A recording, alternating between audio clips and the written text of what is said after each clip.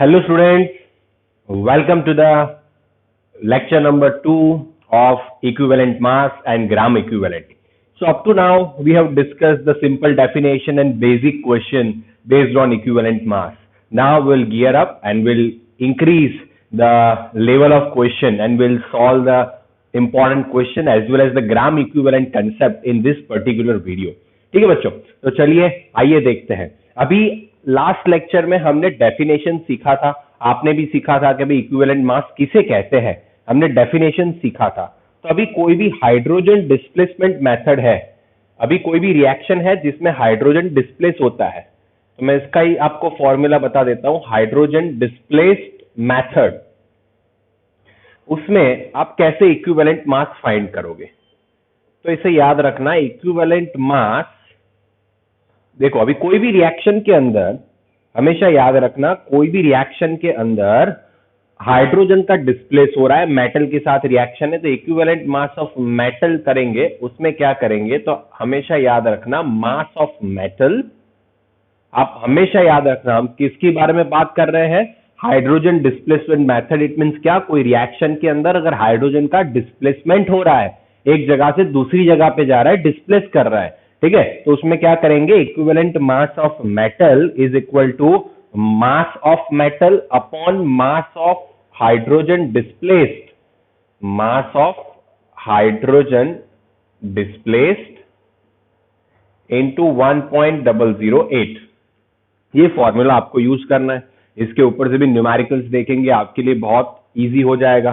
ठीक है, फिर क्लोराइड फॉर्मेशन बच्चों, देन नेक्स्ट आता है क्लोराइड फॉर्मेशन. अगर कोई क्लोराइड कंपाउंड फॉर्म हो रहा है रिएक्शन के अंदर, ऑक्साइड से क्लोराइड बन रहा है या तो ऐसे ही क्लोराइड कंपाउंड फॉर्म हो रहा है, तो क्या करेंगे, क्लियर, तो उसमें भी इक्विवेलेंट मास ऑफ मेटल बच्चों हमेशा याद रखना, equivalent mass of metal is equal to mass of metal upon mass of chlorine, upon mass of chlorine combined and into 35.5.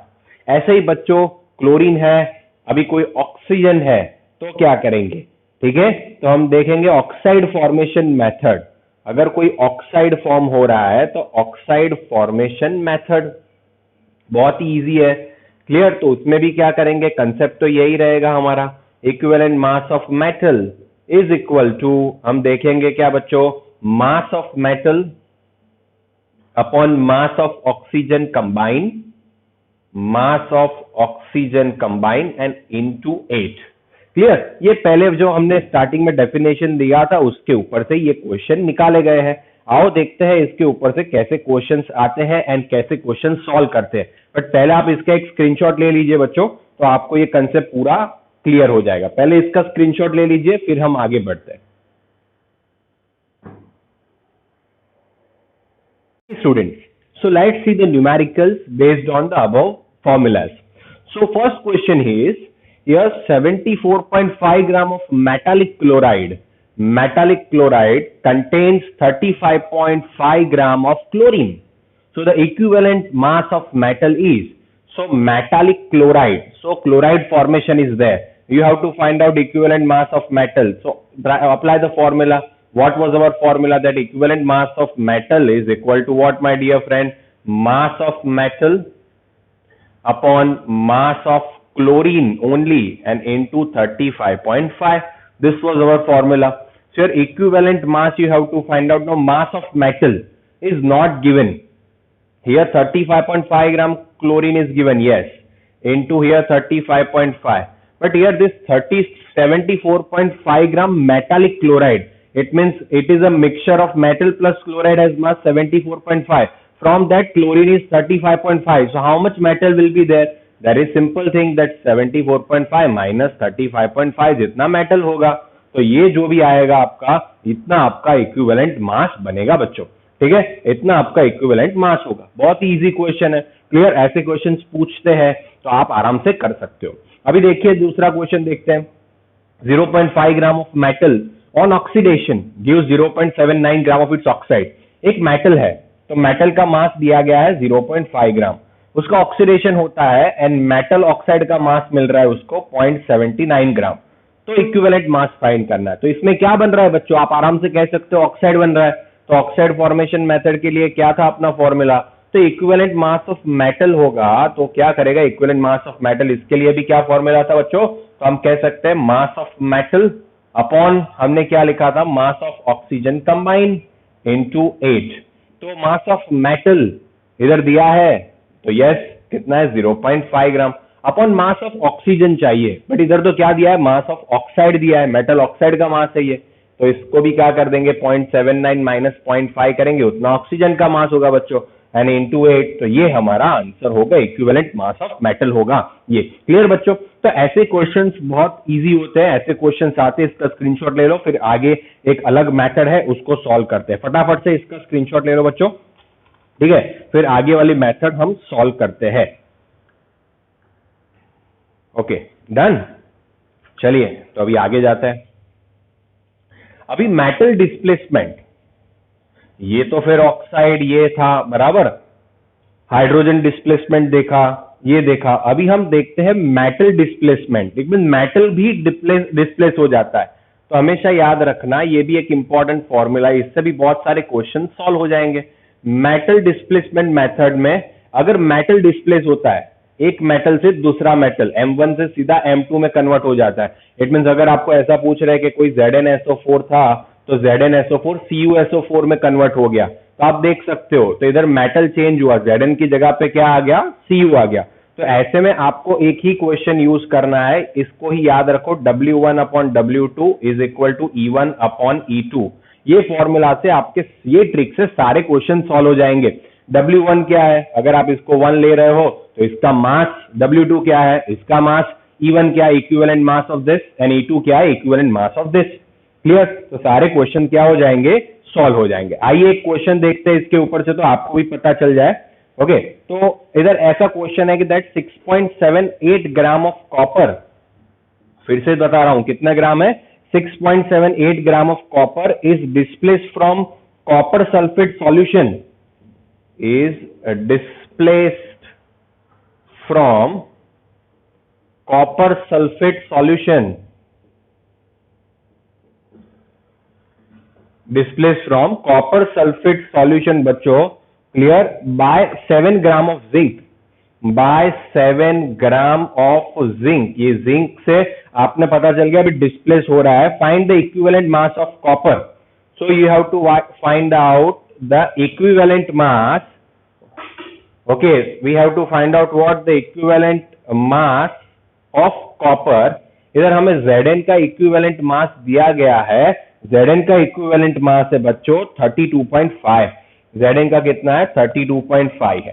तो आप देख सकते हो ये क्वेश्चन बहुत इजी है, देख लो एक बार क्या हो रहा है। 6.78 ग्राम है आपके पास कॉपर, उसको आप डिस्प्लेस कर रहे हो कॉपर सल्फेट सॉल्यूशन से, क्लियर, एंड 7 ग्राम जिंक उसको डिस्प्लेस कर रहा है। एंड आप देख सकते हो इधर equivalent mass of copper find करना है, तो डिस्प्लेसमेंट मेथड लगा लो अपना formula, that W1 upon W2 is equal to E1 upon E2।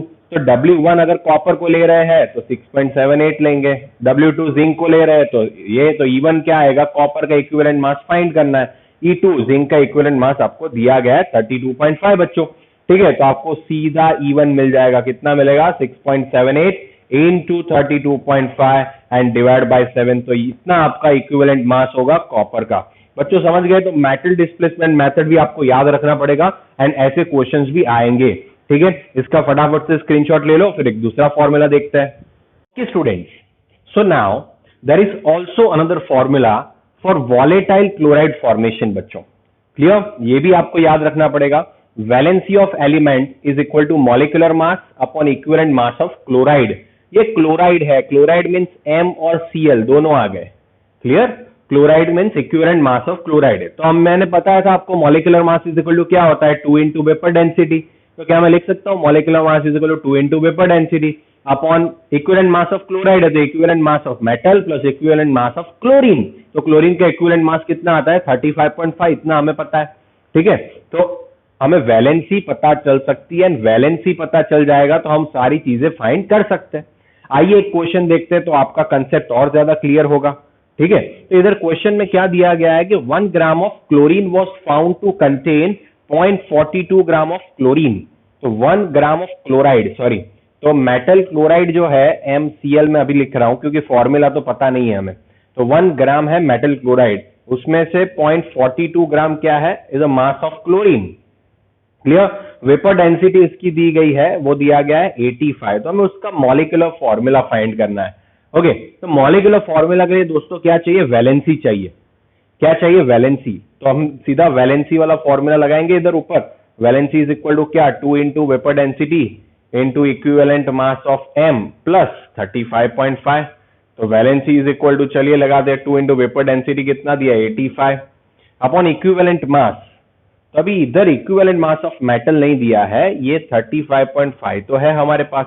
तो बच्चों क्या करेंगे, आगे ये क्लोराइड फॉर्मेशन है, आगे ही हमने देखा, क्लियर, क्लोराइड फॉर्मेशन में इक्विवेलेंट मास ऑफ मेटल के लिए कौन सी फॉर्मूला यूज करते थे हम, तो हम ये यूज करते थे कि भाई मास of metal into 35.5 upon mass of chlorine, करते थे कि नहीं, आगे ही किया ना हमने। इधर मास ऑफ मेटल दिया है, नहीं दिया है, मास ऑफ क्लोरीन दिया है 0.42 ग्राम इंटू 35.5, यस, हम 1 ग्राम टोटल मास दिया है, तो 1 माइनस 0.42 कितना होगा, मास ऑफ मेटल हो जाएगा, तो इससे हमें इक्विवेलेंट मास मिल जाएगा अगर हम इधर रख देंगे। ठीक है, अगर हम इसको इधर रख रहे हैं तो हम आराम से पता कर सकते हैं। ठीक है, तो ये आता है 49.5, ओके, 49.5, अगर मैं इधर रख दूं 49.5 प्लस 35.5, ओके, हाँ, तो 85 cancel, so it will be 2। तो यार आप कह सकते हो वैलेंसी कितना बना मेटल का, 2 बना। इट मीन्स वैलेंसी M के ऊपर +2 है, Cl तो हमेशा -1 ही होता है, तो क्रॉस मल्टीप्लीकेशन होगा, तो फॉर्मूला क्या बनेगा, फॉर्मूला बनेगा MCl2। बच्चों समझ में आ रहा है, मैं बेसिक से आपको क्लियर करा रहा हूं, समझ में आ रहा है, बहुत ही बेसिक चीजें हैं एंड आप आराम से इसे कर सकते हो, बहुत ही बेसिक, स्क्रीनशॉट ले लो आप इसका। ठीक है, तो आपको इजीली क्लियर हो जाएगा क्या करना है क्या नहीं करना है। ठीक है, तो ये सारी मेथड मैं आपको बता रहा हूं धीरे धीरे, बहुत ही ध्यान से इसको समझ लेना। Is it clear students, is it clear to you? Okay, तो ये सारी बेसिक चीजें हैं जिसको आपको समझना होगा एंड ऑलरेडी आपने समझ लिया है, मैंने सारे टाइप के क्वेश्चंस जो इक्विवेलेंट मास के ऊपर से आते हैं वो मैंने आपको करा दिए हैं। अभी हम जाएंगे, हमारा नया कंसेप्ट होगा ग्राम इक्विवेलेंट मास बच्चों। ठीक है, तो ग्राम इक्विवेलेंट मास पे जाएंगे, पहले इसका स्क्रीनशॉट ले लो, फिर हम समझेंगे ग्राम इक्विवेलेंट मास होता क्या है। ओके स्टूडेंट्स, तो अभी देखते हैं ग्राम इक्विवेलेंट होता क्या है। ओके, आइए, तो अभी पहले एक रिएक्शन में लिख रहा हूं, जैसे NaOH प्लस HCl क्या बनेगा बच्चों, आप सिंपल कह सकते हो NaCl प्लस H2O बनेगा। तो अगर हम पहले चेक करें ये रिएक्शन बैलेंस है कि नहीं है, यस बैलेंस है, Na1 है, पूरा बैलेंस रिएक्शन है। इसके स्टोइकियोमेट्रिक कोएफिशिएंट देखें तो ये 1 है, इधर भी 1 है। इट मींस मैं कह सकता हूं इधर के 1 मोल NaOH जो है, 1 मोल NaOH जो है वो 1 मोल HCl के साथ रिएक्ट करता है। 1 मोल NaOH 1 मोल HCl के साथ रिएक्ट कर रहा है। अभी मैं अगर बात करूं NaOH और दूसरा रिएक्शन देता हूं H2SO4, तो इधर रिएक्शन ऐसा हो रहा है Na2SO4 plus H2O। It means इधर आप बैलेंस करोगे तो इधर 2 रखना पड़ेगा। ठीक है, इन शॉर्ट आप कह पाओगे इधर दैट 2 मोल NaOH जो है वो 1 मोल H2SO4 के साथ रिएक्ट करता है। ठीक है, इट मींस आप देख सकते हो इधर 1 मोल NaOH कितने मोल H2SO4 के साथ रिएक्ट करेगा, हाफ मोल H2SO4 के साथ रिएक्ट करेगा, ऐसा कह सकता हूं मैं बच्चों। सिंपल है, ये इतना हमने मोल से पता लगता था, क्लियर। बट अभी कुछ ऐसी रिएक्शंस आएगी बच्चों जो हमें उसका प्रोडक्ट क्या है वो नहीं पता है, एंड अगर हमें रिएक्शन को बैलेंस नहीं करना है एंड अगर हमें कुछ सारी चीजें फाइंड करनी है, तब जाके हम ये ग्राम इक्विवेलेंट मास का कंसेप्ट यूज करेंगे। ठीक है, अभी ये मोल अभी आप देख सकते हो, तो 1 मोल NaOH 1 मोल HCl के साथ रिएक्ट करता है, 1 मोल NaOH हाफ मोल H2SO4 के साथ रिएक्ट करता है। ठीक है, इट मींस आप बैलेंस करना पड़ेगा रिएक्शन को। अगर आपको बैलेंस नहीं करना हो तो हम कंसेप्ट यूज करेंगे ग्राम इक्विवेलेंट मास का। ठीक है, तो ग्राम इक्विवेलेंट होता क्या है, चलिए अभी मैं समझाता हूं। ये हमें ये बताता है कि अगर भले ही NaOH प्लस HCl है तो इसके क्वेश्चन हम इक्विवेलेंट से सॉल्व करेंगे तो इजीली हो जाएगा। ये बताता है कि भाई gram equivalent of this one, it means 1 is equal to gram equivalent 2 is equal to gram equivalent 3 is equal to gram equivalent 4. ये बताता है कि ग्राम इक्विवेलेंट सबका रिएक्शन में सेम होता है, भले आप बैलेंस करो ना करो, ग्राम इक्विवेलेंट क्या रहेगा, सेम रहेगा. तो जैसे मोल के लिए क्या यूज करते थे, मोल के लिए वेट अपॉन मॉलिक्यूलर मास यूज करते थे, इधर ग्राम इक्विवेलेंट के लिए आता है wait upon equivalent mass.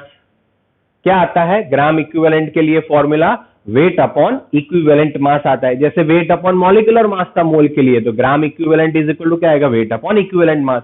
It means ये हमें चलो पता नहीं है, ये एक रिएक्शन है A plus B give C plus D. इधर A कितना है, B कितना है, C और D क्या मिल रहा है, ये हमें कुछ पता नहीं है. एंड अगर हमें इसको सॉल्व करना है तो हम क्या लिखेंगे, ग्राम equivalent of A is equal to gram equivalent of B is equal to gram equivalent of C is equal to gram equivalent of D. According to this concept, gram equivalent concept ये बताता है कि चारों के gram equivalent क्या होंगे, same होंगे. अभी ग्राम इक्विवेलेंट क्या होता है, वेट अपॉन इक्विवेलेंट मास होता है.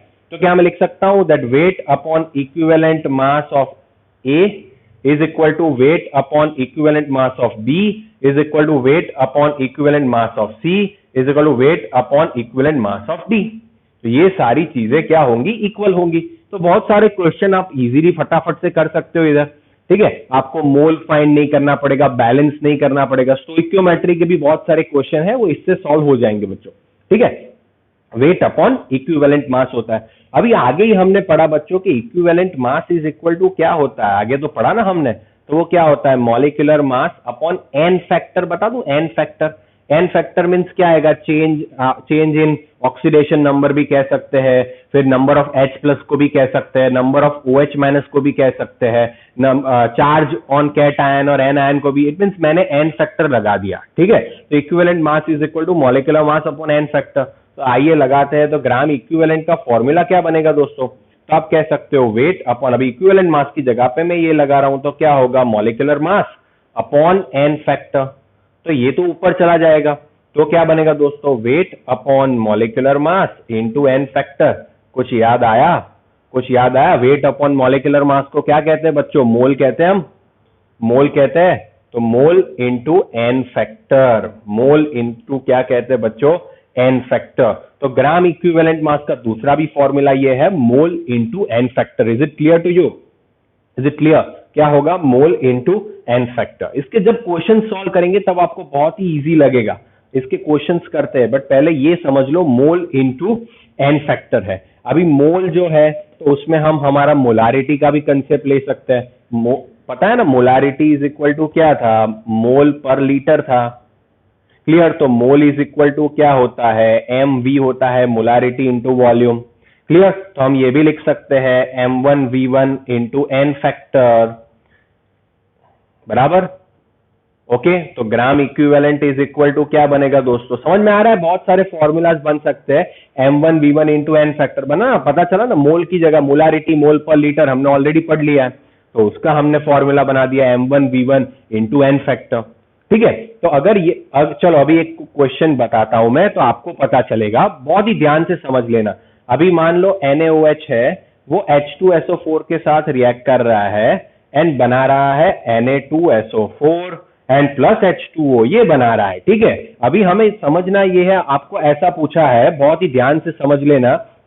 आपको अभी मोल क्या बताता है कि ये 1 मोल, तो वो वाला कंसेप्ट अभी भूल जाओ, उसको आपको याद नहीं रखना है. अभी इधर क्या बताया कि सबका ग्राम इक्विवेलेंट क्या होता है, सेम. NaOH का ग्राम इक्विवेलेंट इसके ग्राम इक्विवेलेंट जिसके साथ ही क्या करता है, रिएक्ट करता है. ठीक है, तो अगर मैं आपको ऐसा पूछूं कि भाई ग्राम इक्विवेलेंट फाइंड करना, ये 20 ग्राम है, ये 20 ग्राम NaOH है, कितने ग्राम H2SO4 के साथ रिएक्ट करेगा, मेरे को ऐसा फाइंड करना है. 20 ग्राम NaOH कितने ग्राम H2SO4 के साथ रिएक्ट करेगा. चलिए, तो मैं खाली बता देता हूं, gram equivalent of A is equal to gram equivalent of B. इतना बता दिया. अभी ग्राम इक्विवेलेंट क्या है, वेट अपॉन इक्विवेलेंट मास. तो चलिए लिख लेते हैं इधर, weight upon equivalent mass is equal to क्या होगा, weight upon equivalent mass. Weight दिया गया है 20. अभी NaOH का इक्विवेलेंट मास बच्चों आपको आता है कि नहीं आता है यार, इक्विवेलेंट मास फाइंड किया था कि नहीं NaOH का. NaOH का क्या है, बेस है, तो it means molecular mass upon कितने OH माइनस निकलेंगे 1. इट मीन्स 40, इसका 40 आता है तो 40 लिख लिया हमने। ओके, इसका वेट हमें फाइंड करना है। अभी H2SO4 का इक्विवेलेंट मास, वो तो एसिड है, एसिड का इक्विवेलेंट मास हमें आता है। क्या करेंगे, क्योंकि भाई molecular mass upon n factor, उसका एन फैक्टर 2 आएगा, तो 98/2 तो क्या आएगा 49। तो सीधा हमें W मिल जाएगा, वो पुराना मेथड नहीं करना पड़ेगा, सॉल्व नहीं करना पड़ेगा, डायरेक्टली आप ग्राम इक्विवेलेंट लगाओगे, आपको आंसर मिल जाएगा। मिला के नहीं, स्पार्क हुआ कि नहीं, समझ में आया? इन शॉर्ट बहुत ही इजी क्वेश्चन इससे हो जाएंगे। पहले इसका स्क्रीनशॉट ले लो, फिर उसके सारे फॉर्मूला में लिख लेता हूं, फटाफट से स्क्रीनशॉट ले लो। ओके, चलिए, तो ग्राम इक्विवेलेंट जो होता है उसके सारे फॉर्मूलाज में इधर लिख देता हूं, तो आपको क्या जितने भी न्यूमेरिकल्स आप करोगे उसमें बहुत ही आसान रहेगा एंड आप उसे चुटकियों में सॉल्व कर पाओगे। लंबा मेथड, लंबा प्रोसीजर आपको करना नहीं पड़ेगा, ठीक है? इसलिए ये कंसेप्ट लाया गया बच्चों, ठीक है? ये कंसेप्ट इसकी वजह से लाया गया। तो चलिए देखते हैं। पहले मैं इधर लिख रहा हूं ग्राम इक्विवेलेंट। भाई मैंने बताया इसको, ग्राम इक्विवेलेंट को हम क्या कहते हैं? इक्विवेलेंस भी कहते हैं, ठीक है? इक्विवेलेंस, वैलेंट नहीं, इक्विवेलेंस कहते हैं, ठीक है? तो वो क्या बनेगा अपना, खास याद रखना, वेट अपॉन इक्विवेलेंट मास। फिर हमने प्रूव किया कि वो मोल इंटू एन फैक्टर भी बनेगा, मोल इंटू एन फैक्टर भी बनेगा। बहुत ध्यान से समझ लेना, ठीक है? वो क्या बनेगा, मोल इंटू एन फैक्टर बनेगा। अभी देखिए, मोल की जगह पे हमने लगा दिया मोलारिटी वाला फॉर्मूला, तो m into V into n factor भी बनेगा। क्या बने, तो ये तीनों फॉर्मूला इसके लिए एप्लीकेबल है एंड इसके ऊपर से हम क्वेश्चंस देखेंगे बच्चों। ये तीनों फॉर्मूला इसके लिए एप्लीकेबल है एंड इसके ऊपर से आइए क्वेश्चन सॉल्व करते हैं, ठीक है? पहले आपको ये समझ में आ गया। चलिए, अभी ऐसा पूछा है कि जब KMnO4, ध्यान से, KMnO4, चलो मैंने बता दिया 0.1 मोलर 20 ml KMnO4 जब रिएक्ट करता है FeSO4 के साथ, FeSO4 का भी मोलारिटी दे दिया है 0.2 मोलर 30 ml। Okay, clear? आपको ऐसा दिया है कि भाई 0.2, चलो मोलर नहीं दिया होगा, आपको कुछ फाइंड करना होगा कि भाई वॉल्यूम फाइंड करना है। चलिए कि 0.2 मोलर कितने ml के साथ रिएक्ट करेगा?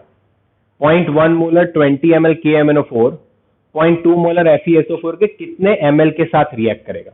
तो बच्चों इधर एक ट्रिक आपको पता होनी चाहिए एंड वो है इक्विवेलेंट मास की। तो अभी हम सिंपल लगा लेंगे कि दोनों का ग्राम इक्विवेलेंट मास, मैं GE कह देता हूं, gram equivalent mass of 1 is equal to gram equivalent mass of 2। इधर मैं क्या लगा दूंगा, weight upon equivalent mass of 1 is equal to weight upon equivalent mass of 2। अभी ये तो वो वाला कंसेप्ट है ही नहीं, इधर तो मोलारिटी दी है, तो ये वाला फॉर्मूला लगा देंगे डायरेक्ट, ठीक है? ये वाला फॉर्मूला ही सीधा चमकाएंगे इधर। तो M1V1 into n factor is equal to, इधर क्या लगाएंगे, M2V2 इंटू एन फैक्टर। बहुत ध्यान से समझिएगा, क्या M1V1 into n factor is equal to M2V2 into n factor. M1 दिया है KMnO4 के लिए 0.1, V1 दिया है 20, तो 20 लगा दिया। एन फैक्टर KMnO4 का एसिडिक मीडियम में हमने देखा था क्या होता है, 5m/5 करते थे ना, तो वो चेंज इन ऑक्सीडेशन नंबर, ये खाली पता होना चाहिए आपको, जो हमने आगे ऑलरेडी देख लिया है। इसका एन फैक्टर आएगा 5। अभी M2 इधर देख सकते हो 0.2 दिया है, आपको वॉल्यूम फाइंड करना है, तो V2 को मैं ऐसे रख रहा हूं। अभी FeSO4, तो दोस्तों ये रिएक्शन के अंदर FeSO4 जो है वो Fe+2 से Fe+3 में कन्वर्ट होता है। किस में कन्वर्ट होता है? Fe+2 से Fe+3 में कन्वर्ट होता है। तो चेंज इन ऑक्सीडेशन नंबर क्या आया, 1। चेंज इन ऑक्सीडेशन नंबर +2 से +3 हो रहा है, 1 आया, तो एन फैक्टर इसका 1। ये आपको याद रखना पड़ेगा, ठीक है? मैं आपको पूरा लिस्ट ले दूंगा, तो आपके लिए बहुत ही इजी क्वेश्चन हो जाएंगे फिर तो, ठीक है? तो आपको V2 फाइंड करना है, तो आप कर लोगे 0.1 into 20 into 5 upon 0.2। Clear? Okay, तो बहुत ही आसान हो जाएगा आपके लिए।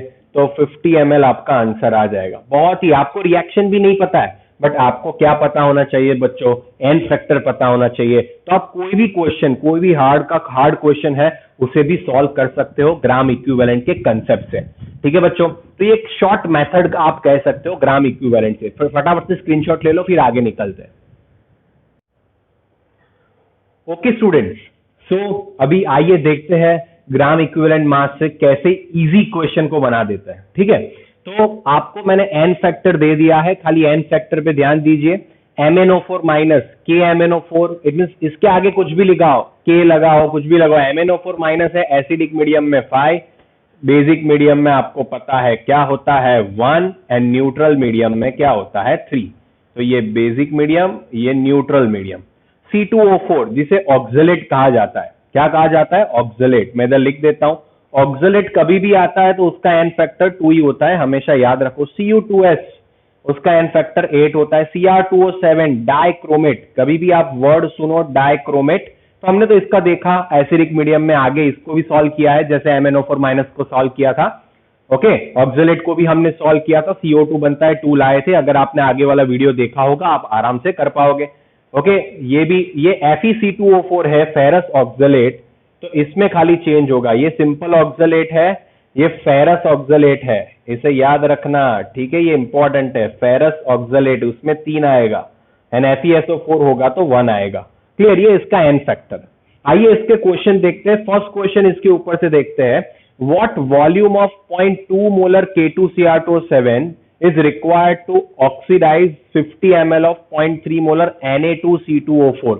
इट मीन्स बच्चों इधर मैं सॉल्व करता हूं। फर्स्ट आपको दिया गया है K2Cr2O7 कितना चाहिए हमें Na2C2O4 को ऑक्सीडाइज करने के लिए, तो हम अपना सिंपल कंसेप्ट लगाएंगे। इधर क्या लगाएंगे? Gram equivalent 1 is equal to gram equivalent 2। इधर क्या लगा लेंगे? Weight upon equivalent mass of 1 is equal to weight upon equivalent mass of 2। हमें क्या फाइंड, मोलारिटी दी गया है तो मोलारिटी के फॉर्म में लगाएंगे M1V1 into n factor N1 is equal to, इधर क्या लगाएंगे? M2V2 into n factor of 2। Clear? Okay, चलिए K2Cr2O7 तो आपको पता चल गया, चमका। K2Cr2O7 उसका एन फैक्टर क्या आएगा? 6 आएगा। वो तो 0.2 मोलर है, उसका वॉल्यूम फाइंड करना है तो V1 रखेंगे, इधर 6 आएगा। M2 दिया गया 0.3, Na2C2O4, तो Na2C2O4 इट मीन C2O4 ही बना, तो ये C2O4 ये लेना है, Fe आएगा तभी 3, बाकी 2, इतना याद रखिए। तो उसका एन फैक्टर 2 आएगा, उसका वॉल्यूम दिया गया है, यस 50 ml दिया गया है, 50 मिल जाएगा बच्चों V1। आपको समझ में आया कि नहीं? तो V1 आराम से मिल जाएगा। क्या आपको कुछ बहुत कुछ करना है? ऐसे क्वेश्चंस पूछे जा चुके हैं एग्जाम्स के अंदर। ठीक है, तो आप चुटकी में कर सकते हो अगर मेरी ट्रिक आपने याद रख ली तो। ठीक है, अभी चलो सेकंड क्वेश्चन देखते हैं। How many moles of KMnO4, अभी मोल की बात है, KMnO4 है, दूसरा क्या है? K2C2O4। चलिए लिख लेते हैं, इधर एक KMnO4 है, एक है K2C2O4 है बच्चों। KMnO4, अभी मोल की बात है तो मोल कंसेप्ट में लिखेंगे, क्या था? Mole into n factor N1 is equal to क्या था? Mole into n factor of 2। पता है ना, आगे हमने क्वेश्चन में फॉर्मूला मैंने बताया। ठीक है, तो अभी इसके मोल कितने दिए? How many moles of KMnO4 will be required to react completely with 1 mole of K2C2O4। चलो इसके मोल फाइंड करना है। N1 KMnO4 का 5, क्योंकि एसिडिक मीडियम बताया गया है। K2C2O4 तो ये भी ऑक्सिलेटी होगा, उसके मोल दिए गए हैं 1 इंटू उसका एन फैक्टर आएगा 2। आराम से आपको मिल जाएगा, मिलेगा कि नहीं? 2/5। इसके मोल कितने होंगे? 2/5।